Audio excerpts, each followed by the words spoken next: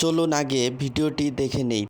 আমাদের seven sister আমাদের chicken নেকের দিকে যদি বাংলাদেশি জিহাদি মৌলবাদীরা নজর দেয়, সেভেন সিস্টারের 1 ইঞ্চি জমি দখল করার আগে আমরা চট্টগ্রামে ভারতের পতাকা উড়াবো, খুলনায় ভারতের পতাকা উড়াবো, যশোরে ভারতের পতাকা উড়াবো, সিলেটে ভারতের পতাকা উড়াবো, রংপুরে ভারতের পতাকা উড়াবো।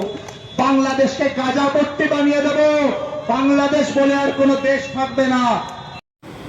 একটা নিউজ শুনলে আপনাদের গা ছিমছিম করে উঠবে। ভারতের নিরাপত্তা উপদেষ্টা বোর্ডের সদস্য যে লোক ইন্ডিয়ান পরমাণু নীতি লেখা দলে ছিল, সে প্রকাশ্যে নিজের নামে লিখে দিছে বাংলাদেশের রংপুর বিভাগটা ভারতের দখল করে নেওয়া উচিত। সরাসরি শিরোনাম দেখুন, লিখে দিছে শিলিগুড়ি চিকেন নেক চওড়া করো, বাংলাদেশ রংপুর বিভাগ দখল করো। এই কথায় বাংলাদেশের কারো কোনো কর্ণপাত নেই, কারো কোনো প্রতিবাদ নেই। আসুন আগে দেখে নেই এই চিকেন নেকটা কী, শিলিগুড়ি করিডোরটা কী। ইন্ডিয়ার উত্তর পূর্বে 8টি রাজ্য আসাম, মণিপুর, মেঘালয়, ত্রিপুরা, নাগাল্যান্ড, মিজোরাম, অরুণাচল, সিকিম, এই 8টি অঞ্চল ভারতের সাথে জোড়া লাগানো আছে একটি সরু গলার মতো জমি দিয়ে, যার নাম শিলিগুড়ি করিডোর বা চিকেন নেক। মুরগির গলার মতো সবচেয়ে সরু জায়গাটা 20 থেকে 22 কিলোমিটার। এই সরু গলাটা এক পাশে নেপাল, এক পাশে ভুটান, আর এক পাশে নিচে বাংলাদেশ, আর উপরে চন্দ্রী উপত্যকা। এই গলা যদি একবার চাইপে ধরেন, ভারতের 8টি রাজ্য মূল ভারত থেকে বিচ্ছিন্ন হয়ে যাবে, এক কোপে মাথা আলাদা হয়ে যাবে। এই কারণে ইন্ডিয়া চিকেন নেক নিয়ে আতঙ্কে থাকে, যার ফলে ইন্ডিয়ানরা একটা ভয়ঙ্কর সমাধানের কথা চিন্তা করে এবং বলা শুরু করে যে সমাধানটা কি, দুর্বল গলা চওড়া করতে হবে। সেটা কেমনে?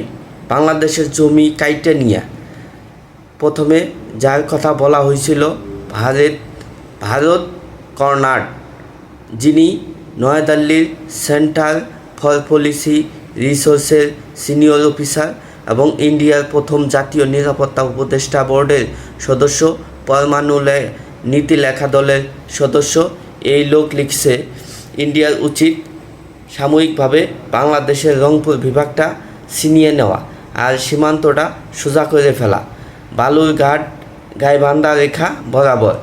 এই লাইনটা আপনারা মনে রাখবেন, বালুরঘাট গাইবান্ধা রেখা বরাবর। তার ভাষায় করিডোর চওড়া করা এখন ভারতীয় নিরাপত্তার জন্য অপরিহার্যতা। কিভাবে এই করিডোর দখল করবে তার 2টি পথ বাতলে দিয়েছে এই বুইরে কর্নাড।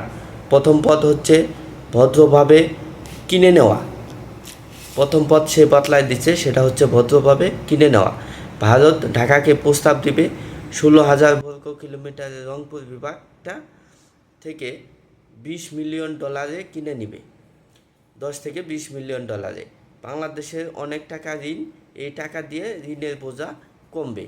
এটার নাম দিচ্ছে লুজিয়ানা পারচেস, যেটা আমেরিকা অনেক আগে এটা করেছিল, সেটার নাম দিয়েছে।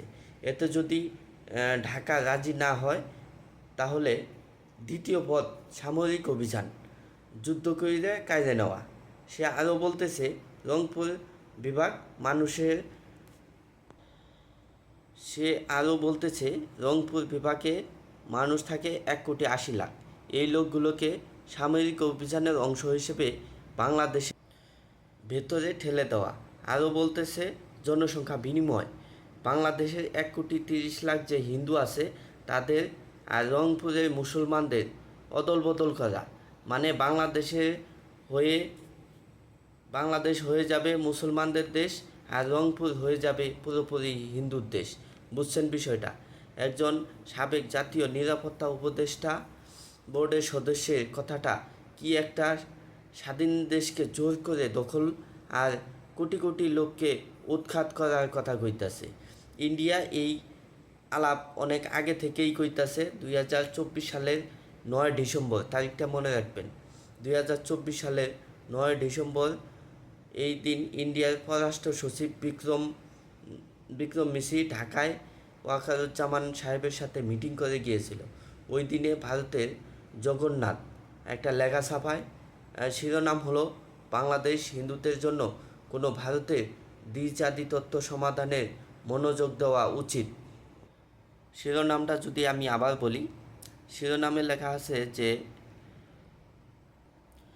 বাংলাদেশের হিন্দুদের জন্য কেন ভারতের দ্বিজাতি তত্ত্ব সমাধানে মনোযোগ দেওয়া উচিত। সে আরও লিখেছে, ভারতের উচিত গোপনে এবং প্রকাশ্যে যত বেশি সম্ভব হিন্দুকে ভারতের সীমান্তের কাছে সরিয়ে আনা, যাতে পরে তাদের রক্ষা করা যায় যুদ্ধ বাজলে। বিচ্ছিন্ন করার জন্য 3টি বিভাগ এর নাম বলছে তারা। এই বাংলাদেশকে বিচ্ছিন্ন করার জন্য তারা 3টি বিভাগের নাম বলছে, সেটা হলো রংপুর, যশোর এবং খুলনা। এই রংপুর, সিলেট এবং খুলনা। আর সবশেষে লিখেছে, ইন্ডিয়াকে বাংলাদেশের জন্য দ্বিজাতি তত্ত্ব সমাধান মাইনে নিতে হবে, যেখানে দেশের একটা অংশ জোর করে বাই ফোর্স হিন্দুদের বসানো হবে 2025 সালের 1 এপ্রিল। তারিখটা মনে রাখবেন, 2025 সালের 1 এপ্রিল। একই ম্যাগাজিনে লেখক জয়দীপ মজুমদার শিরোনামে লিখেছে, বাংলাদেশের হিন্দুদের জন্য হোমল্যান্ড খোদাই করা। লেখকের ভাষায় রংপুর বিভাগ ও চট্টগ্রাম বিভাগের একটা অংশ কাইটে নিয়ে হিন্দুদের হোমল্যান্ড বানানো আর সেটা ইন্ডিয়ান সাথে জুড়ে দেওয়া। সে বলেছে, রংপুর যুক্ত করলে চিকেন নেক 150 কিলোমিটার চওড়া হবে। কিভাবে এটা করবে তার জন্য 4টি ধাপ বাতলায় দিয়েছেন। এই 4টি ধাপের মধ্যে প্রথম ধাপ হচ্ছে আন্তর্জাতিকভাবে জোরে সোরে প্রচার চালানো যে বাংলাদেশের সংখ্যালঘু নির্যাতন করা হয় এবং সেখানে প্রতিনিয়ত সংখ্যালঘুদের নির্যাতন করা হচ্ছে। দ্বিতীয় ধাপ হচ্ছে বাংলাদেশের সংখ্যালঘু সংগঠনগুলোকে টাকা পয়সা ও সম্পদ দিয়া আন্দোলনে নামানো, যাতে ইসলামপন্থীরা খেপে গিয়া পাল্টা আক্রমণ করে। তৃতীয় ধাপ সেই পাল্টা আক্রমণটাকে অজুহাত বানানো। চতুর্থ ধাপ, যত দ্রুত সম্ভব রংপুর ও চট্টগ্রামকে দখলের জন্য একটা সামরিক অভিযান চালাতে হবে। আরও লিখছে, 71-এ যেমন মুক্তিযুদ্ধ বানানো হয়েছে, তেমনি সংখ্যালঘুদের আগে থেকে প্রস্তুত রাখতে হবে, যাতে ইন্ডিয়ান বাহিনীকে তারা হেল্প করতে পারে। আরেকটা 71 বানাতে কইতাছে। দেখুন জোর করে বাংলাদেশ দখলের জন্য একটা কীরকম পায়তারা তারা করতেছে। আরও লিখছে, রংপুর ও চট্টগ্রাম থেকে পূর্ণ জনসংখ্যা বিনিময় হতে পারে। রংপুরের 1,53,00,000 মুসলিম আর চট্টগ্রামের 1,15,00,000 মুসলিমকে দেশের বাকি অংশে সরিয়ে নিতে হবে, যাতে 1,44,00,000 হিন্দুর জন্য আলাদা, হিন্দু বৌদ্ধ ও খ্রিস্টানের জন্য আলাদা জায়গা হয়। প্রায় 2,67,00,000 মানুষ তাদের জন্মভিটা থেকে উৎখাত। হিন্দুরা ও মুসলিমরা শুধু ধর্মের ভিত্তিতে, হিন্দুদের জন্য আলাদা রাষ্ট্র এবং মুসলিমদের জন্য আলাদা রাষ্ট্র, এটা শুধু ধর্মের ভিত্তিতে। আর সে আবার নিজে এটাকে অন্যায্য বলে স্বীকার করেছে, কেননা মাত্র 1,44,00,000 সংখ্যালঘুর জন্য আলাদা রাষ্ট্র এবং 2 কোটি মানুষকে সরানো, আবার এটাকে ন্যায্য বলেও সে যুক্তি দিয়েছে।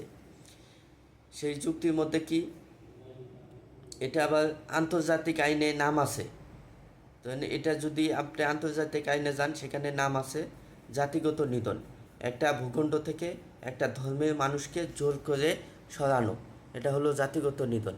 এই কথাগুলো আপনার কল্পনা মনে হলেও এটা বাস্তব সত্য। এটার কিন্তু কাজ চলমান এবং শুরু হয়ে গেছে। বিশেষ করে আমাদের রংপুর অঞ্চলে এখানে প্রচুর টাকা পয়সা ঢালা হয়েছে। যুক্ত আছে ইন্ডিয়া হাই কমিশনার। আসুন জেনে নেই পলাশবাড়ির ঘটনা। পলাশবাড়িতে কী হচ্ছে এবং কী ঘটনা ঘটতেছে সেই বিষয়টি এখনকার মূল বিষয়। পলাশবাড়ি রাধা গোবিন্দ মন্দির শুধু মন্দির না, এখানে আছে সুইমিং পুল, বাচ্চাদের খেলার জায়গা। এটা বাংলাদেশের হিন্দুদের সবচেয়ে বড় কালচারাল ও রিলিজিয়াস সেন্টার। এখানে রাতের বেলা আলোর ঝলকানি মেতে ওঠে। এখানে সুবিশাল রাম মূর্তি বানানো হইতেছে। ভারতের সহকারী হাই কমিশনার এটা উদ্বোধন করেছে। একই জায়গায় আরেকটা বিশাল কৃষ্ণ মূর্তি হয়েছে। সেই কৃষ্ণমূর্তি কিন্তু ভারতীয় হাইকমিশনার এসে সেটা উদ্বোধন করেছে। এই মন্দিরেই গীতা মহোৎসব হয়েছে। এই গীতা মহোৎসবে কিন্তু ভারতীয় সহকারী হাইকমিশনার এসে সেটা উদ্বোধন করেছে। পলাশবাড়িতে 2011 সালে আদমশুমারি অনুযায়ী হিন্দু সংখ্যা 15,240 জন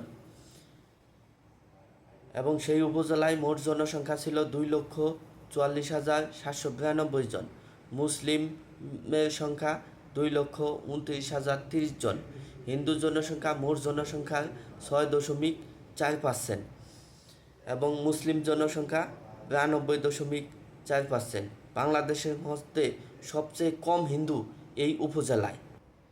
এটাকে প্রতিষ্ঠা করেছে, এই রাম মন্দির কে প্রতিষ্ঠা করেছে সেটা যদি আমরা দেখি তাহলে তার নাম হলো হরিদাস চন্দ্র তরণী দাস। তার আরও অনেক নাম আছে এবং সে একজন মুসলমান মেয়েকে বিয়ে করেছিল, তার নাম তাওহিদ, সম্ভবত তার আরও নাম আছে, সেই নামেই মুসলমান তরুণীকে বিয়ে করেছিল। সে দুস্থ মানুষের মাঝে সাহায্য করে এবং মানুষকে টাকা পয়সা দান করে। সেই অঞ্চলের সব স্থাপনা, হিন্দুদের সব স্থাপনা নিজে দখলে নিয়েছে। এই মন্দির তৈরি করতে 22 কোটি টাকা, আবার কেউ কেউ বলে, আবার সে নিজেও অনেক ভিডিওতে বলেছে যে এটা তৈরি করতে প্রায় 40 কোটি টাকা লেগেছে। ভিডিওটি যদি আপনারা দেখেন, মাস যেতে না যেতে বিভিন্ন ভক্তর ফোন আসে, হরিদাস বাবু তুমি মন্দির করতেছো, আমরা তোমার মন্দিরে কিছু সাহায্য করতে চাই। কেউ ইট দিচ্ছে, কেউ সিমেন্ট দিচ্ছে, কেউ রড দিচ্ছে, কেউ বালি দিচ্ছে। এইভাবে হাঁটি হাঁটি পা করে আজকে এই পর্যন্ত ভক্তদের অনুদানে প্রায় 40 কোটি টাকা খরচ হয়ে গেছে। এখন কথা হলো যে এটা করতেছে সে এত টাকা কোথায় পেল? তার বয়স তো বেশি না, তার নাকি রিসোর্ট আছে, দৈনিক 2 থেকে 3 লাখ টাকা লাভ হয়। একজন আমেরিকাতে একটা রিসোর্টে দৈনিক লাভ 50 থেকে 60 লক্ষ টাকা। তার এই বাংলাদেশের ময়মনসিংহে তার রিসোর্ট আছে, দেখুন সে নিজেই ভিডিওতে বলছে তার ময়মনসিংহের রিসোর্ট আছে, 2-3 লাখ টাকা ইনকাম হয়। আসলে ময়মনসিংহের মতো একটা জায়গায় রিসোর্ট 2-3 লাখ টাকা, 1 লাখ টাকা তো দূরের কথা, 2-3 লাখ টাকা দূরের কথা, 1 লাখ টাকাও ইনকাম হবে না। এই উৎসটা হচ্ছে আমার একটা রিসোর্ট আছে, এটা হচ্ছে ময়মনসিংহ শহরে আমার একটা রিসোর্ট আছে। এই রিসোর্টটাতে প্রতিদিন আমার 2 থেকে 3 লক্ষ টাকা হয়। তো যাই হোক, সে নাকি আবার সনাতনী মেডিকেল কলেজ ও হাসপাতাল করবে। তার টাকার উৎস কোথায়, কোথা থেকে তার এত টাকা আসে? বাংলাদেশের মিডিয়ায় প্রকাশিত একটি প্রতিবেদন অনুযায়ী সে প্রধানমন্ত্রীর শেখ হাসিনার আত্মীয় পরিচয় দিয়ে টেন্ডারবাজি, চাকরি এসব লোক দেখিয়ে মানুষের থেকে অবৈধভাবে টাকা ইনকাম করত। সে ইন্ডিয়ায় গিয়ে ট্রেনিং নিয়ে আসে। সে কিন্তু এসি মেকানিক ও সবজি বিক্রেতা ছিল। কই থেকে এত টাকার মালিক হলো সে? মূলত সোনা চোরাচালান ও দুর্নীতি করে টাকার মালিক হয়েছে। সে আবার খুন খারাপির সাথেও যুক্ত আছে বা থাকে। তার নিজস্ব সে নিজেই একটি অডিও কলে বলেছে, আমি যদি তারা মেরে ফেলে বাইরে আলবান একদম মেরে ফেলে চলে যাবো, আমি যখন চলেই যাবো তখন তারা মারি। হাসিনার আমলে কিন্তু সে একবার জেলেও গিয়েছিল, যে হাসিনার আমলে তাকে গ্রেপ্তার করেছিল। পরে আবার ছাড়া পেয়ে সে কিন্তু এলাকায় যে শ্মশানঘাট সেটারও কিন্তু সে দখলভার নিয়েছে। এভাবে চলতে থাকলে রংপুর বিভাগ এক সময়ে মায়ের ভোগে চলে যাবে, ইন্ডিয়ার ভূগর্ভে চলে যাবে, ইন্ডিয়ার দখলে যাবে, হিন্দু রাষ্ট্র হয়ে যাবে, মুসলমান বিতাড়িত হবে। তাই আগে থেকেই সাবধান হন, নয়তো কপালে দুঃখ আছে, বিশেষ করে রংপুর বিভাগের মুসলমানদের জন্য। ভালো থাকবেন, সুস্থ থাকবেন সবাই।